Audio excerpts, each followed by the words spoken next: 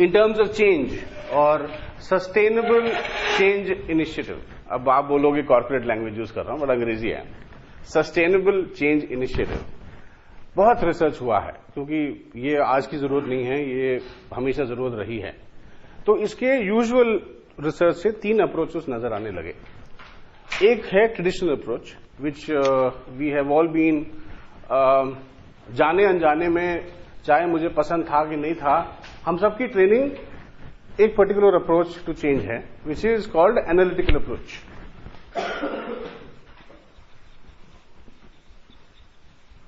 पहला अप्रोच है एनालिटिकल। इसका मतलब क्या? How do you analyse anything? आप सिर्फ 2 चीजें ढूंढते हैं। आपको या तो पहले इफेक्ट नजर आता है, चाहे घटना हो या दुर्घटना हो, व्यवहार हो या अव्यवहार हो, तो पहले आपको इफेक्ट नजर आता है, तो आप क्या ढूंढते हैं? इफेक्ट नजर आ गया तो क्या ढूंढते हैं? एनालिसिस किस बात की करेंगे आप? कारण क्या है? कॉज। ठीक है। Analytical approach says for every effect there must be a cause, so you get to the bottom of the cause. So what is everybody involve in? हर व्यक्ति खोज कर रहा है कि कारण क्या है, कारण क्या है, कारण क्या है। और ये कारण का जो खोज है ना, ये प्याज को छीलने की तरह है। निकालते चले जाओ, निकालते चले जाओ, निकालते चले जाओ, अंदर क्या मिलता है? कुछ नहीं। मान लीजिए ऑर्गेनाइजेशन में एक प्रॉब्लम आ गई, टीम में एक प्रॉब्लम आ गई, तो हमारा क्या अप्रोच रहता है? एनालिटिकल। किसकी गलती है, कहां से ये गलती आई? और अक्सर ये एक प्रक्रिया होती है कि हम लोग किसी न किसी को कारण बना लेते हैं। You know, very we are trained from childhood का अगर चीज टूट गई घर पे तो तुरंत पता है कि किसके ऊपर ब्लेम जाना चाहिए। मम्मी मैंने नहीं किया। क्यों? हमें पता है बेटा अभी कॉज ढूंढने जाने वाला है, और कॉज ढूंढते ही किसी न किसी का जो है गले में बात आएगी, जूतों का हार किसी न किसी गर्दन में पहनना ही पड़ेगा। So this has been a traditional approach all along, but it has one of the biggest in organizations or teams or families. One of the biggest drawbacks is it doesn't solve anything. कोई बदलाव नहीं आता इससे। सिर्फ हमें ये पता होता है कि क्या कारण क्या है, कारण जान के क्या करूं। क्यों? अगर त्रुटि गलती हुई है कहीं और उस व्यक्ति को आपने आइडेंटिफाई कर लिया कि हाँ यहां गलती हुई है, तो देखा जाता है कि 1 हफ्ते बाद गलती जो है इस व्यक्ति से हटके किसी दूसरे व्यक्ति पर पहुंच गई। गलती खत्म नहीं हुई। Even in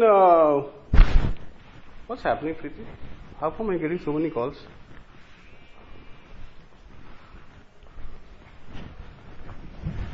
Even in crime, even in politics, all the analysis that we get involved in is analytical. क्यों हुआ? और एनालिसिस में क्या होता है? तर्क वितर्क होता है, लॉजिक इस्तेमाल होता है। अब लॉजिक के साथ क्या चक्कर है? जैसे पलट के डाल दो वो वैसी सच लगती है। I once read a story that how logic is a whore, Pardon my language, but how it is a whore. तो हुआ यूं कि एक टापू था, छोटा सा गांव, और it was surrounded by river जो बहुत टर्बुलेंट था। And this turbulent river, so the villagers had to cross the turbulent river. कहीं भी जाना होता था तो नाव का लेके रिवर क्रॉस करनी होती थी। तो एक दिन गांव के सबसे बड़े परिवार, सबसे अमीर परिवार के इकलौते बेटे की शादी तय हुई। तो सारे सपरिवार वहां पहुंच गए और पार्टी होने लगी। तो जैसे जैसे डेट नजदीक आने लगा वैसे वैसे पार्टी और बढ़ती चली गई।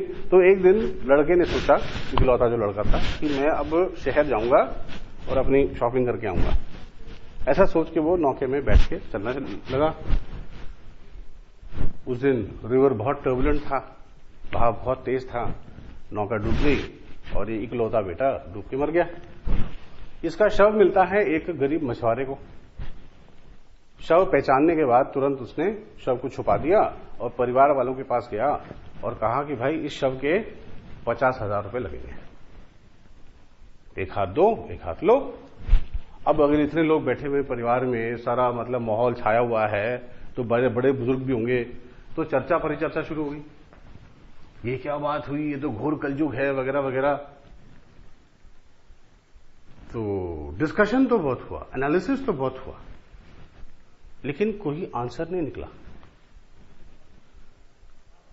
तो therefore they went to the local logician, गुरुजी के पास पहुंचे, महाराज विकल्प बताएं। तो महाराज, नॉर्मली दीज गुरुजीज आर वेरी लॉजिकल पीपल, तो ध्यान में बैठे और बताया कि भाई कुछ नहीं करना है, माना कि वही एक शव है जो आपको खरीदनी है, लेकिन उस शव के एकमात्र आप तो ग्राहक हैं, तो 2 दिन वेट करो, अपने आप दाम घटाएगा अगला। Logically correct. बोले यार मजा आ गया ये तो गुरुजी की 10,000 की फीस देके, दक्षिणा देकर के खुशी खुशी घर लौट आए। 2 दिन निकल गया, मछुआरा परेशान, वैसे ही डूबा हुआ शव है, अब बू मारने लगा, वो भी चिंता में आ गया, वो भी पहुंच गया गुरुजी के पास। बोला जी विकल्प बताओ। तो गुरुजी ने कहा देखो भाई कोई परेशानी की बात नहीं है, माना कि वो एकमात्र ग्राहक हैं, लेकिन यही एक तो शव है जो लोगों को लेना है, तो चिंता मत करो, 1 दिन और इंतजार करो, वो आपका दाम देके जाएंगे। और ये भी अपना 10,000 रुपये फीस देके आ गए। तो क्या हुआ, either ways we use logic to explain something, and any which way you use it, it sounds right. So traditionally, even though this has been the most preferred method of bringing about change, it has unfortunately not worked. So then the researchers discovered another approach, which is called the systems approach.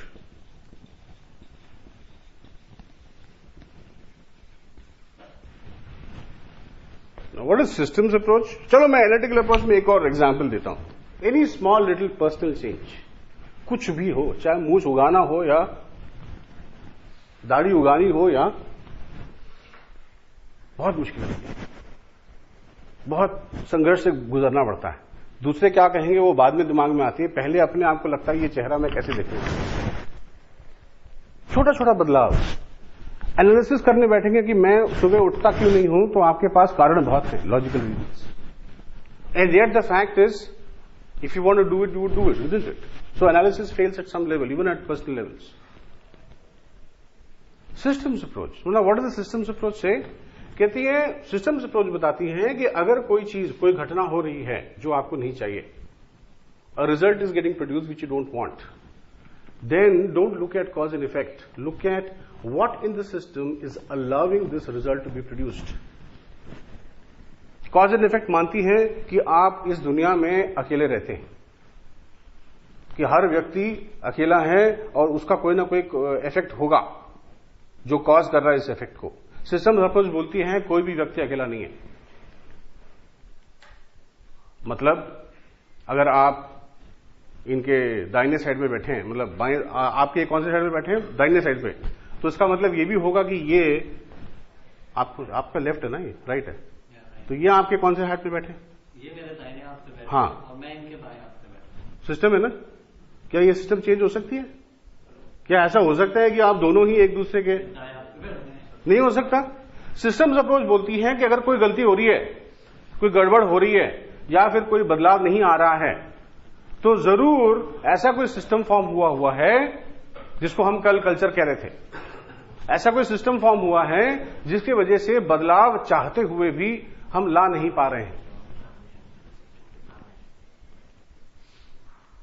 So the practice became to study the process which is creating an error rather than hunting for people who are creating it. Even अगर आप भ्रष्टाचार भी सोचते हैं, तो अगर भ्रष्टाचार system allow नहीं करती, इसको एक और शब्द इस्तेमाल होता है यहां पे, systems always study consequences and motion flow.